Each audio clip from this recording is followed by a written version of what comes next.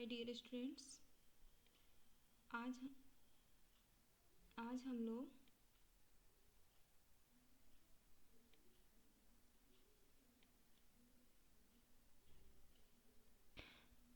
हम लोग पाठ 2 फ़कीर का उपदेश का जो अभ्यास कार्य है, बुक एक्सरसाइज है, उसको पूरा करेंगे। ठीक है, तो आइए हम इस एक्सरसाइज को पूरा करते हैं। अभी आपने शब्दार्थ और क्वेश्चन आंसर को कॉपी में राइट कर चुके हैं, तो अब हम इसकी बुक एक्सरसाइज को भी कंप्लीट कर लेते हैं। तो आपको यहाँ दिख रहा है ख, यहाँ पे है ख। क्या है इसमें? वाक्य सही है या गलत, निशान लगाइए हमें। और आगे यहाँ पे दिया भी है, सही और गलत जो भी है उसके बॉक्स में क्लिक करना है। ठीक है, तो फर्स्ट है, एक नगर में एक बूढ़ा फकीर आया। यह वाक्य सही है या गलत है? तो यहाँ मैंने गलत में टिक लगाया है, टिक किया है। आप बताइए सही है या गलत है? बूढ़ा फकीर गांव में आया था, नगर में नहीं आया था, इसलिए गलत होगा। सेकंड है, वह बड़ा होशियार फकीर था। ये सही है या गलत? तो ये सही है। थर्ड है, राम गुलाम खुद खुद ही खेतों पर जाता था। क्या वो खुद ही खेतों पर जाता था? नहीं, वो खुद ही खेतों पर नहीं जाता था। नेक्स्ट है, राम गुलाम ने अपनी पूरी जमीन बेच दी। सही या गलत? गलत है, उसने आधी जमीन ही बेची थी। ठीक है, क्लियर। उसके बाद क देखिए, पाठ के आधार पर वाक्यों का सही क्रम बॉक्स में भरिए। इसका क्या करना है? सही क्रम में, यानी कि सबसे पहले क्या हुआ था, फिर उसके बाद क्या हुआ था, फिर उसके बाद क्या हुआ था, ऐसे ही क्रम से उसको करना है। तो पहले हम पढ़ते हैं, वह सबको अच्छी सीख देता था। कौन से नंबर पे आता है? फर्स्ट नंबर पे आएगा? नहीं। अब आधी जमीन ही उसके पास रह गई, ये भी नहीं, फर्स्ट नंबर पे आएगा। तो हम डायरेक्टली आपको बताते हैं कि फर्स्ट नंबर पे कौन सा सेंटेंस आएगा, कौन सा वाक्य होगा। सबसे पहले स्थान पे होगा, एक बार गांव में एक बूढ़ा फकीर आया। ठीक है, तो ये नंबर 1 पे आएगा। फिर उसके बाद वह सबको अच्छी सीख देता था, ये सेकंड नंबर पे आएगा। उसके बाद है, वह अब आधी जमीन ही उसके पास रह गई, ये थर्ड नंबर पे आएगा। उसके बाद 4 नंबर पे है, वह किसान आओ कहता है और तुम जाओ कहते हो, ये 4th नंबर पे आएगा। और लास्ट में है, अब उन्हीं खेतों में खूब फसल होने लगी, ये 5th नंबर पे आएगा, 5 नंबर पे आएगा। इस प्रकार पाठ के आधार पर वाक्यों का सही क्रम हो गया, बन गया। ठीक है, इसके बाद आप देखिए व्याकरण बोध। व्याकरण बोध में क्या है? क है, समझिए और लिखिए। इधर कुछ शब्द दिए गए हैं, उसको समझ करके हमें इधर लिखना था। तो क्या है, हिम्मत का हो जाएगा हिम्मती, यानी हिम्मत में ई प्रत्यय लग गया तो हो गया हिम्मती। इसी प्रकार मेहनत का हो जाएगा मेहनती, कीमत का कीमती, शरारत का शरारती। ठीक है, समझ में आया? ठीक है, उसके बाद देखिए ख, समान अर्थ वाले शब्दों को मिलाइए।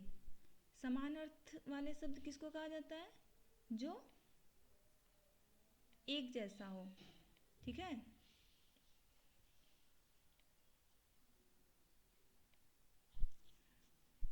जिसको पर्यायवाची शब्द कहते हैं। जमीन, जमीन का समान अर्थ वाला शब्द कौन सा होगा? भूमि। मशहूर में का प्रसिद्ध, डर का भय और कर्ज का उधार। ठीक है, अब आते हैं गौ। गौ को देख लेते हैं क्या है। पाठ में से नुक्ता लगे शब्दों को ढूंढ कर लिखिए। तो मैंने ऑलरेडी यहाँ पे पाठ में से कुछ नुक्ता चिन्ह लगे शब्दों को मैंने ढूंढ करके अलग करके लिख दिया है। ठीक है, तो अब नुक्ता लगे शब्द कौन कौन से होते, कैसे पहचान होती है? तो जब अक्षरों के नीचे ये बिंदु लग जाता है तो वो नुक्ता, उसे नुक्ता कहा जाता है। ठीक है, नुक्ता शब्द कहा जाता है। जैसे फकीर, तो आपको फ और क के नीचे बिंदु लगा हुआ दिख रहा है। ठीक है, तो ये नुक्ता शब्द है। कर्ज है, जमीन है, फसल है, खूब है। ठीक है, तो जहाँ भी शब्दों में वो नुक्ता चिन्ह दिखाई दे तो वो नुक्ता शब्द कहलाता है। ठीक है, जैसे विशेष में देखिए क्या लिखा है, कुछ वर्णों के नीचे बिंदु लगा देने से उनका उच्चारण बदल जाता है, इसे नुक्ता कहते हैं, जैसे फ, ज आदि। ठीक है, समझ में आया कुछ? आगे बढ़ते हैं। मौखिक उत्तर दीजिए। इसका आपको एक शब्द में उत्तर देना है। खेत में अच्छी पैदावार कब होती है? तो खेत में अच्छी पैदावार कड़ी मेहनत करने से होती है, खूब परिश्रम करने से होती है। ठीक है, इसका आंसर होगा कड़ी मेहनत करने से। सेकेंड क्वेश्चन है, वर्षा ऋतु के महीने कौन कौन से होते हैं? तो वर्षा ऋतु के महीने जुलाई, अगस्त और सितंबर होते हैं। ठीक है, उसके बाद क्वेश्चन नंबर 3 है, सबसे ज़्यादा गन्ना किस देश में पैदा होता है? तो सबसे सबसे ज़्यादा गन्ना ब्राज़ील देश में पैदा होता है। ठीक है, क्वेश्चन नंबर 4, 1 मई को कौन सा दिवस मनाया जाता है? तो बच्चों 1 मई को मजदूर दिवस मनाया जाता है, याद कर लीजिएगा आप लोग। ठीक है, उसके बाद है रचनात्मक गतिविधियाँ, कुछ अलग करें। ये बॉक्स में आपको कुछ शब्द मिले जुले दिख रहे हैं, उसमें से ढूंढ करके आपको लिखना है। खेत में पैदा होने वाले शब्द और फैक्ट्री में पैदा होने वाले, बनने वाले सब चीज़ों को अलग अलग करके लिखना है। तो खेत में क्या क्या पैदा होता है? आलू, मूली, चुकंदर, भिंडी और गेहूँ। और फैक्ट्री में बनने वाले chocolate, bread, Maggi, ice cream, biscuit. इस तरह आपने इस ब्रैकेट में दिए हुए शब्दों में से चुन करके अलग अलग भागों में उसको लिख दिया कि कौन खेत में पैदा होता है और कौन सी फैक्ट्री में बनने वाली चीज़ है। ठीक है, इस प्रकार ये भी कंप्लीट हो गया। उसके बाद देखिए नीचे दिया है खेती से संबंधित इन चित्रों को पहचानिए और इनके नाम लिखिए। यहाँ पे कुछ खेतों में काम करने वाले मशीनें हैं, कुछ चीज़ें हैं। ठीक है, तो इसको पहचानना है और इसके नाम लिखने हैं। तो इसका नाम हमने तो लिखा नहीं है, तो इसलिए आप इसको पहचानिए और इसका नाम लिख करके अपने पेरेंट्स को दिखाइए।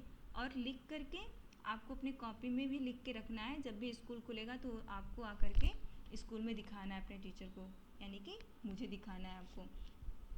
इसलिए आपको अब करना क्या है, आपको एक रफ कॉपी लेना है और उसमें जितने भी बुक के एक्सरसाइज आपको बताया जाता है, कराया जाता है, उसको अपनी कॉपी में नोट करके रखना है, रफ कॉपी में, ताकि जब आपको आपके पास बुक अवेलेबल हो जाए तो इस बुक एक्सरसाइज को आप फिल कर सकें और फिल करने में कोई आपको प्रॉब्लम ना हो।